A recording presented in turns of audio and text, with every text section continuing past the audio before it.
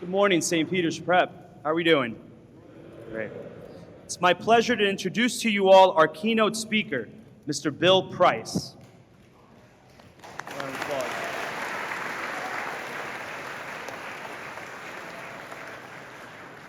Open up a copy of the 1987 Petrian, and you'll find Mr. Price's yearbook photo with a long list of sports and activities, including the Celtic Club, basketball, intramurals, Petrock editor, student council president, HAP student and tutor, Eucharistic minister, and prom committee, just to name a few. It comes as no surprise that Mr. Price received the Prep Spirit Award during his time here. Upon his prep graduation, Mr. Price went on to pursue a Bachelor of Arts in English at St. Peter's College, where he graduated as the class of 1991's valedictorian. He received a Master's in Communications from Fordham University immediately after, and began his work in the communications field as a public relations manager at AT&T. Since then, he has grown through various leadership and administrative roles, including Director of Corporate Communications at Lucent Technologies, Director of Media Relations at Pfizer, Vice President of Media Relations at Johnson & Johnson, and most recently, Vice President of Corporate Communications at Zoetis. Mr. Price's roots trace back to Jersey City and specifically Grandin Warren. He's never far away, and that's evident in his current work as a member of the Board of Trustees for both St. Peter's University and St. Peter's Prep. Gentlemen, please give a warm welcome to Mr. Bill Price.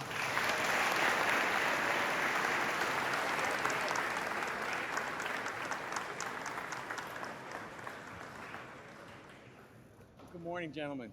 Thank you, Mike, for the introduction and for inviting me today. It's an honor to be back home at Prep. And I do say home, because it is a home to me, and have the chance to speak with you all. As Mike mentioned, I work in corporate communications, and clearly I don't do much presenting, but that has been my career. So I'm very excited to be here to talk to you for a few minutes about careers in corporate communications. I've been an executive, as Mike said, at Zoetis, at Pfizer, at Johnson & Johnson, Lucent Technologies, and AT&T over the course of my career. I spent my days preparing executives for media interviews on CNBC, for bell ringings and investor days at the New York Stock Exchange, for putting out fire drills from the Wall Street Journal when they're calling about rumors and speculation, and launching new companies like Lucent and Zoetis, and trying to strategize on how we can build those companies into trusted and admired brands. It's been a diverse and wonderful career. But I will tell you guys, I am most often the speech writer, not the speaker, so this kind of spotlight is not typical for me, so it's a little fun to be out from behind the curtain, but also a little intimidating. I ask you to be a little patient with me today, and for those of you whose fathers may have been my classmates, that's you, Blunda, Tui, Giglio, Catola, Briamonte. No matter how this goes, you tell your fathers I did great, okay? So let's start, career day. Career can be such a daunting word, right? It sounds so adult. My mother has a career. My grandfather had a career. It can sound so permanent, right? It's not a job, it's your career. It's what defines you. It also sounds so loaded with expectations, right? Expectations from your teachers, expectations from your parents, expectations from yourself, right? Someone's been asking you since you were 5 years old, what are you going to be when you grow up? Right? There's a lot of expectations loaded into that. This morning, I'd like to share 3 quick lessons to help lighten that heavy load. As you think about your future and your career, and as we kick off some great discussions with my fellow alumni today. First, when I was growing up, I loved playing basketball. I grew up in Jersey City, playing ball down in Country Village with Bobby Hurley and Danny Hurley, who some of you know as coaches at Arizona State and UConn, and others remember more basketball glory days. And when I came to Prep, I played basketball. Right there was where my best friend, Mark Zarzowitz, gave me a spine-tingling, I would say blindside pick that realigned me. Over there, down there, that was where I missed the screen and switching with Billy Dekine that probably cost us a loss to Hudson Catholic that he will never let me forget. But I loved playing basketball. And the summer before my junior year, I was working hard to make varsity. I was working on that left hand like you have to. I was lifting weights to try and bulk up. I played in Jersey City summer leagues just to try and improve and get better. But before tryouts started late in the fall year of my junior year, the coach met me in his office somewhere here in the English building and told me I wasn't going to make the team. He loved my passion. He knew I'd been working hard, knew I was trying, but it was really competitive, and I wasn't going to make it this year. So I kept playing basketball all my life, even today. Had fun in intramurals, but I also discovered something else that I loved at prep, and that was writing. Whether it was an English paper on Hamlet or Paradise Lost, an article for the Petrock or a creative story for the literary magazine, writing was something I loved to do, and perhaps more importantly, it was something I was really good at. As time passed, I would discover that it was something I could be great at. Writing was something that people appreciated about me, an ability and a talent where I excelled, and a career that people would eventually someday pay me to do for their companies and executives. So why do I tell this story to you today? Because the trendy thing to say on career day and these kinds of conversations is, guys, do something you love. And I think that can be true, but I also think it can be a little misleading. Look, I loved basketball, but no amount of practice and hard work was going to get me to the NBA. Writing was different. I loved it, and with practice and hard work, I would get better and better and better, and actually make it the foundation of my career. My point is, you should definitely find a career doing something you love. Don't get me wrong, that's great. But also pick something at which you are exceptional, where you shine. When you combine a passion with your special talent, and I know each of you has one, you're just trying to find it. That is when others will see your greatness. They'll see your gifts. They'll see your value. That will be the real secret to building yourself a great career. Changing gears now. When I was a student at St. Peter's University, I had a part-time job at a law firm up at Journal Square. I spent my afternoons reading legal briefs and in a conference room and taking notes and filing. But I was miserable, guys. I hated it. I remember getting the flu over Christmas and being happier at home, vomiting, and being sick than going into the law office. And that's when I knew it was time to quit. I knew it was not for me, and I quit, but I felt like a failure.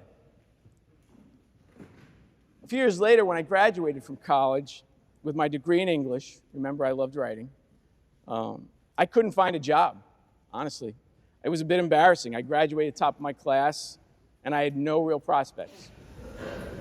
I wound up interviewing in one of the big banks just to have a job. It was not work I was passionate about. It was not something I thought I could excel at. Remember, I worked with words, not numbers.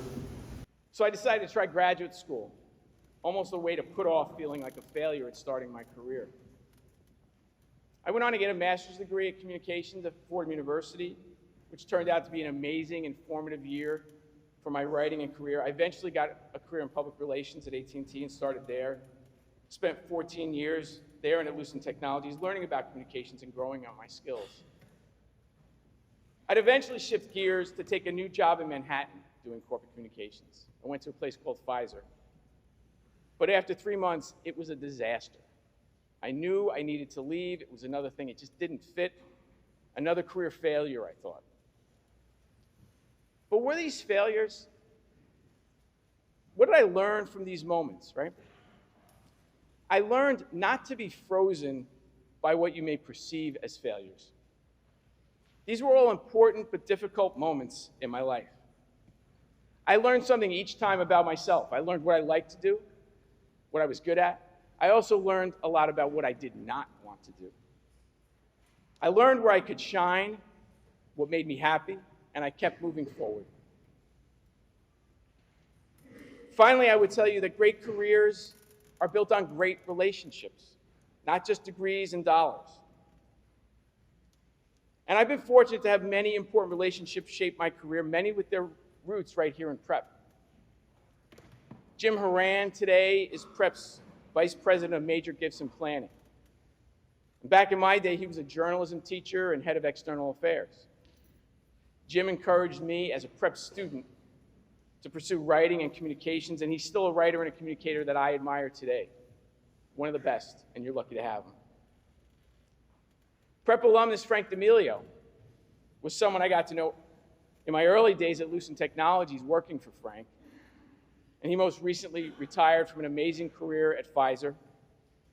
Frank became a colleague, a friend, a mentor over the years. And whenever I made big career decisions, whether it was leaving Lucent and saying goodbye to Frank, or whether it was going to Zoetis, Frank was always there to offer his connections, his counsel, and his own Hoboken-style encouragement and pep talks.